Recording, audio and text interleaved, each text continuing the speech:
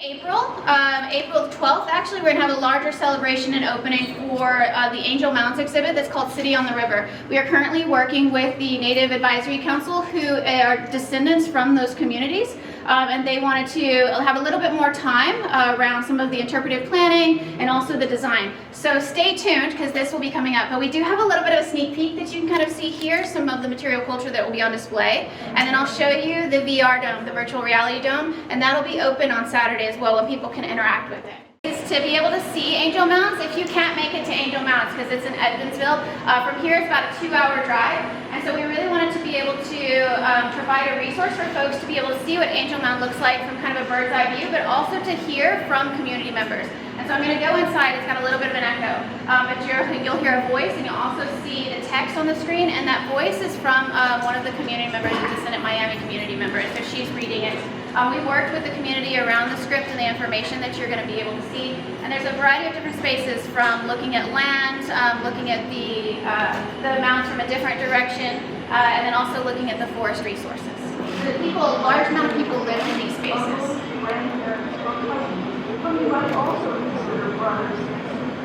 can also see, I'm just going to keep clicking through this time, so yes, the forest. But this is a work that's been in the making since 2017. I got a grant to do a project, but the pandemic hit. I didn't get to do it very soon. But as soon as things opened, I decided to venture out. I made 4 trips to Mexico and the U.S. border with a total of about a month on the ground. My goal is to really capture the landscape and the community around it, because I think there's so much talk about the border. I think we fail to see the real image of what the environment entails. And I think in addition to the political conversation, we want to really know the people and the view around the space. And I think it would serve as a good background for us to kind of reimagine what the border looks like.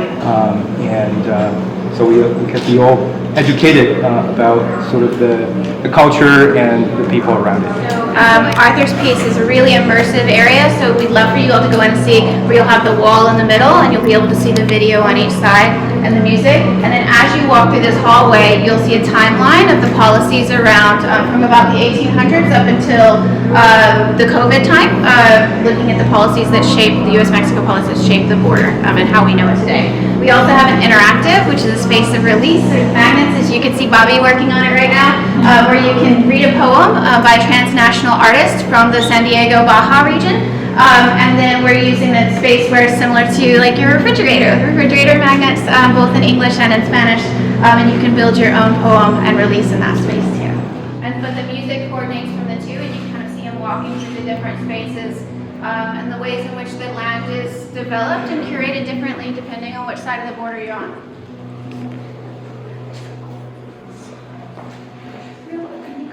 There's Divine Adornment Community Stories of Belonging, and I want to introduce Heather, who can introduce Heather Aku, will introduce herself.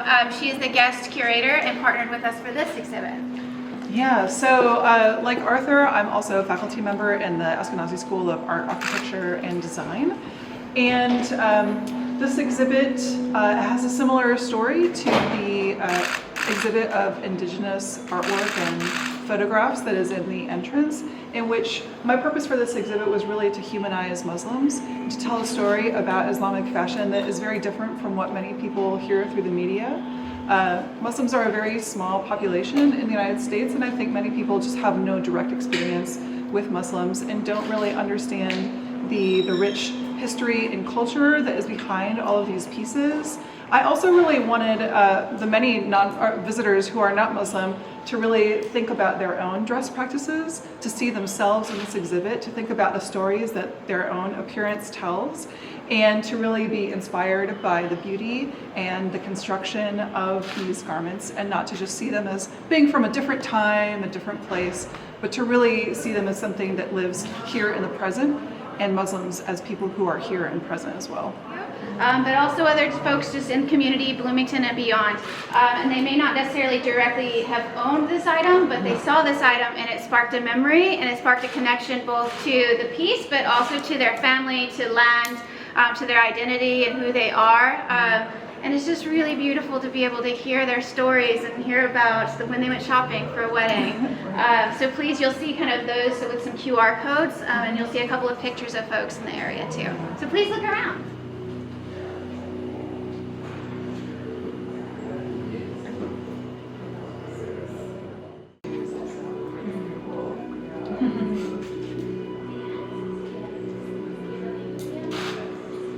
We have 3 guest artist curators that are in this space who curated the space that you see here. It was through a partnership with the Library of Congress. It initially started with the Library of Congress and the IU libraries as well, where we approached the Indigenous curators to see if they were interested in looking at historical images from Edward Curtis and Joseph Dixon from the Wanamaker collection that we steward, and then the Edward Curtis pieces that the Library of Congress steward, and then also the archives of traditional music that had many of those pieces that were recorded from similar communities from on the Dixon expeditions.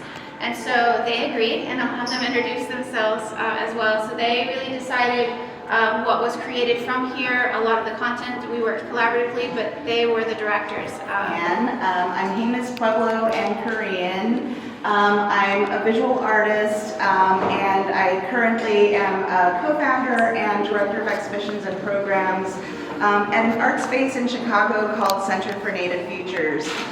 So yeah, this was just a thrilling opportunity for me to do something and work with and very closely with Brandie Macdonald. My previous background was working at the Field Museum, so I love to challenge museums and institutions. And so this was a really great opportunity to also challenge, the collection of photography of Native people by non-natives. And of course, also just a pleasure to, spend some time with, my friends here. So I'll go ahead and... Hello, I'm Melina Tubals. Melina Tubals in Champion. I come from Pine Ridge, and I am Oglala Lakota and Northern Cheyenne. And going through these collections and hanging out with everyone, I kind of wanted to do something that exhibited gifts that my grandmother gave me, like how to sew and to bead, and that's what I got out of this. And I was able to bring my daughter along for the ride.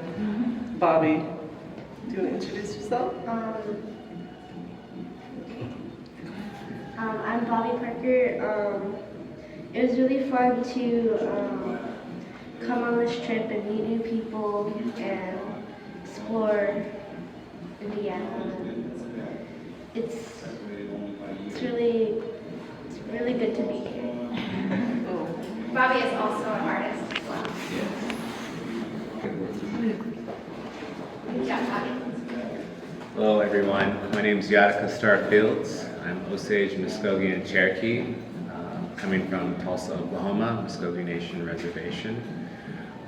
It's an honor to be here, like you two just said, and Brandie, to work with everyone and go through this collection. When I was asked to come and be a part of it, at first I have questions. Is this a project that I'm interested in, and what's it entail and whatnot, just like any project you step into. But in a lot of my work, which is primarily painting, and that's kind of as an artist I identify with as a painter, there's a lot of research that goes into that work, and kind of the information and the depths of dialogue that I try to bring out through color, which came about in this project as well, which drew me to it and its interest to work within it. But as a Native artist and a Native person, Indigenous, it holds a lot of aspects to who I am and my history and ancestors to look into this work. I grew up in an artistic household and family, so I grew up around a lot of information, a lot of work, and grew up around a lot of artists. And within that, stories about who I am, where I come from, and kind of the timeline and history and lineage of artistry in that. But this archive of photos that we looked into is a part of that too in the American history.